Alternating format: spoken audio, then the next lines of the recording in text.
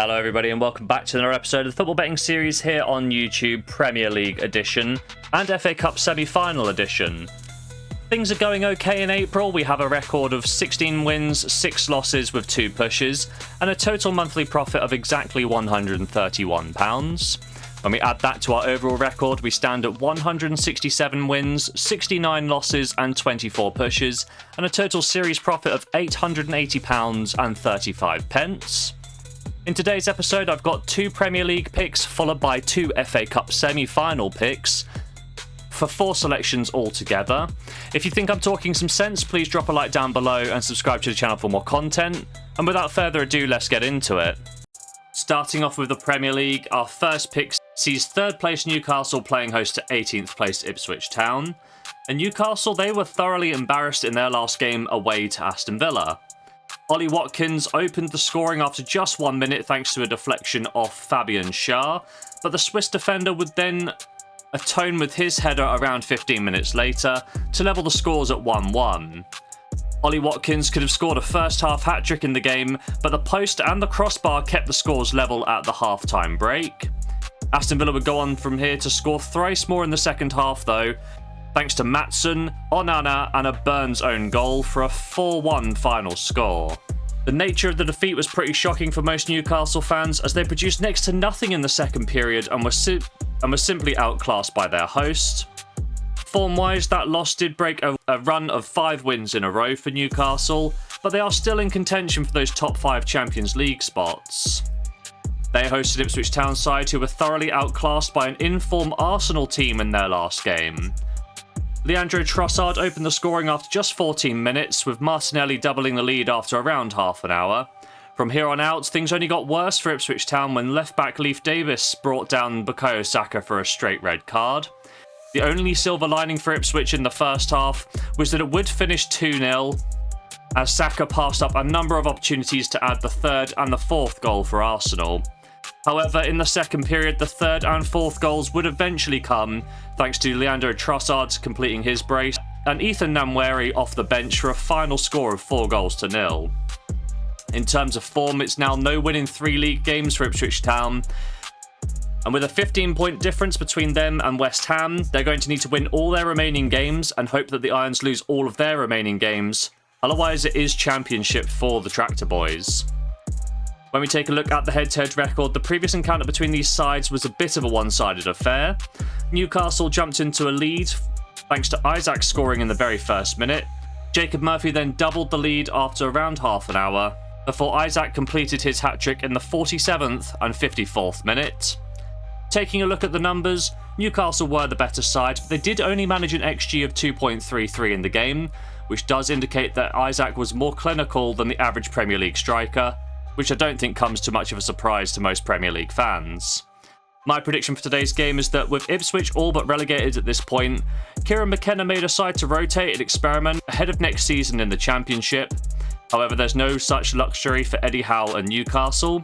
They sit 3rd place in the table at the time of recording, with only a few points separating 3rd through 7th, so they do need to keep winning to book a spot in the Champions League next season, and I think they're going to go all out to do the double over the Tractor Boys.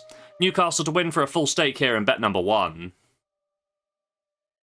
Our second selection sees 8th place Bournemouth playing host to 14th place Manchester United, and Bournemouth played out a goalless draw in their last match against Crystal Palace. A result which, based on Crystal Palace's recent form, wasn't too bad at all, until you realise that Chris Richards was sent off for the Eagles on the stroke of half-time, which meant that Bournemouth had the whole of the second half with a one-man advantage. Taking a look at the numbers, we can see that despite bossing the ball, Bournemouth are only able to generate 0.34 XG from 9 shooting opportunities. Now, I do understand that Crystal Palace were defending in a low block and essentially playing for the draw, but still, the best sides in the Premier League would not let a 45-minute one-man advantage go to waste. In terms of form, there are 2 ways to view Bournemouth's recent run. They are unbeaten in their last 3 matches, but only 1 win in 8 does explain why they're sitting in 8th, and European football is all but out of reach now. They host a Manchester United side who were bested by Wolves in their last game, a match which was really devoid of any quality, but it did spark to life thanks to Paulo Sarabria's free kick in the 77th minute. Statistically, though, it was Manchester United that won out on every major win predictor statistic, but as has been the issue at times this season for the Red Devils, their end product was lacking, and if you can't score goals, you do risk losing matches. In terms of form, it's no win in 4 for Manchester United, and it appears that a top half finish is going to be too much to ask for them this season. When we take a look at the head-to-head record, Bournemouth gave their fans an early Christmas present last time these sides faced off. Dean Huijsen scored the opening goal of the game after half an hour and helped the Cherries to a 1-0 half-time lead. Then a quick 1-2 from Kluivert and Semyeno saw the Cherries score twice in as many minutes to put the game beyond Manchester United in a comfortable 3-0 win. Form-wise, that result made it 3 matches unbeaten against Manchester United for Bournemouth. My prediction for today's game is that European football is not quite impossible for the Cherries, and they're going to look to finish strong this year, whereas Manchester United are meandering towards the finish line with one eye on the Europa League matchup against Bilbao. So as such, I'm going to struggle to take a side in this one, but I do like goals in this game. Bournemouth has seen over 2.5 goals in 5 of the last 7 Premier League matches and in 2 of their last 3 home games. Whereas Manchester United, their record's a little more patchy. 1 of the last 4 matches seeing over 2.5 goals, but 3 of the last 4 away from home seeing over 2.5 goals scored. When we take a look at the head-to-head record, over 2.5 goals was scored in both each of the last 3 matchups and in 5 of the last 6 games between these sides. With everything considered, I'm going to take over 2.5 goals for a half stake here in bet number 2. Moving across now from the Premier League to the FA Cup, there's 2 matches in the semi-final, and I'm going to start off with Crystal Palace versus Aston Villa. Crystal Palace, they travelled across the capital to face Fulham in the quarter-finals. The Eagles jumped out to a quick 2-0 lead with Eze and Sarr scoring in the span of 2 minutes in the first period, before Nketiah killed off the game with goal number 3 in a resounding 3-0 win. In terms of form, that's 4 wins across all 4 rounds, all within the 90 minutes for the Eagles. They host an Aston Villa side who got the better of Preston last time out in what was, when we look at the stats, a very one-sided affair. Aston Villa generated 4 times the amount of shooting opportunities and a massive 8 times the amount of big chances created. Goals were scored by Jacob Ramsey and Marcus Rashford, bagged a brace himself for a 3-0 win in relative ease. As with Crystal Palace before them, Aston Villa have played 4 matches in the FA Cup and won all 4 rounds within normal time. When we take a look at the head-to-head record, the last match between these sides took place in late February, in a match which Crystal Palace won 4-1. When we take a look at the numbers, we can see that despite Aston Villa taking most of the ball, it was Palace who generated a massive 19 shots and 6 big chances created, and all of that came together for 4.31 XG. Longer term, this victory represents Crystal Palace's 4th game unbeaten against the Villains in a run stretching back to September of 2023. My prediction for today's game is that this year's semi-finals gives both Crystal Palace and Aston Villa a fantastic chance to pick up a piece of silverware this year. Both sides will be taking these matches incredibly seriously, which sometimes may lead to low-scoring affairs, but I don't think that's going to happen here today, and here's why. Crystal Palace have seen over 2.5 goals in both the last 2 rounds of the FA Cup for 2 of the 4 rounds in total, whereas Aston Villa, they've seen 3 of the last 4 FA Cup games see over 2.5 goals. Additionally, when we take a look at the head-to-head record, each of the last 5 competitive encounters between these sides have seen over 2.5 goals scored, so I'm going to be backing over 2.5 goals for a half stake here in bet number 1 of the FA Cup. Our second match in the FA Cup and the final prediction in today's episode sees Nottingham Forest playing host to Manchester City. And Nottingham Forest, they played Brighton in the last round in a game which ended goalless. It was a real stalemate of a contest in which both sides created 13 shooting opportunities and managed similar amounts of possession. Extra time was pretty uneventful, which meant the tie was settled on a penalty shootout.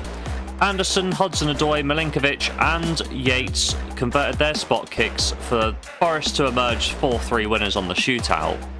In terms of form, this match represented another game in which Forest sneaked through on penalties. The win against Brighton was the 3rd penalty shootout in a row in which they've got through, with their only normal time win coming in the 3rd round against Luton of the Championship. Forest have really shown that sometimes it's better to be lucky than good in a cup run. They host a Manchester City side who played Bournemouth in the last match. The Citizens started off slow, which was very much captured by Erling Haaland missing his penalty kick in the 14th minute. Then Evanilson punished them. 7 minutes after this event, the Cherries took the lead through their Brazilian striker, and they managed to maintain this all the way till the half-time break. However, the second half was a completely different tale. When we take a look at the stats, we can see that City outshot Bournemouth by 11-0 and created 3 big chances to nil. This dominance was rewarded in terms of goals as well, as Erling Haaland scored 5 minutes into the second period to atone for his penalty miss, before Omar Madmush scored the winning goal of the game, with the final scores ending 2-1 to Manchester City. In terms of form, it's 4 wins in a row in regulation for Manchester City. A lot of haters will say that City had an incredibly easy draw, and I would tend to agree. They faced League 2 opposition, League 1 opposition, then Championship opposition before their first Premier League encounter in the last round. Still, to Man City's credit, you've got to beat the team put in front of you, and they did just that.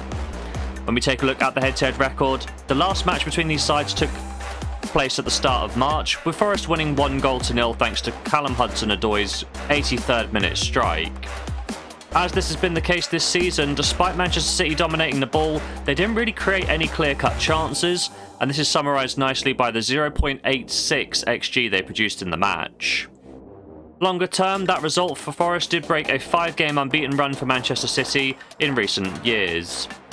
My prediction for today's game is that Forest's form has been slipping of late, and it's come at a really poor time, whereas Manchester City have been doing a lot better in recent weeks, and Pep Guardiola and co will be motivated by their last chance to capture a piece of silverware this season. Additionally, Nottingham Forest have been very fortunate to win on penalty shootouts in the last 3 rounds, compared to a City side who have won all 4 FA Cup games within regulation time. With all of these factors in mind, I'm going to back Manchester City to win the game in normal time for a half stake here in the final bet of today's episode. So there we have it, 4 picks in today's episode, 2 in the Premier League and 2 in the FA Cup, and we start off with Newcastle versus Ipswich. We're going to be backing the Magpies to pick up a win, odds of 1.24, a £40 full stake to return £9.60. Elsewhere in the Premier League, we have Bournemouth versus Manchester United, and we're backing over 2.5 goals for a half stake of £20. But at the time of recording, the odds aren't live right now, so I will update the spreadsheet and add a pinned comment down below the video with the updated odds. Moving on to the FA Cup, Crystal Palace Aston Villa, we're backing over 2.5 goals at 1.71, a half stake of £20 to return £14.20. Wrapping up the episode, Nottingham Forest versus Manchester City, we're backing the Citizens to win in 90 minutes, odds of 1.77, a £20 half stake to return £15.40. So across the weekend, we're going to be risking £100 to hopefully pick up as much as £39.20, plus whatever the returns are for the Manchester United-Bournemouth game. Will we do so? Well, there's only one way to find out, and that's to tune into next episode.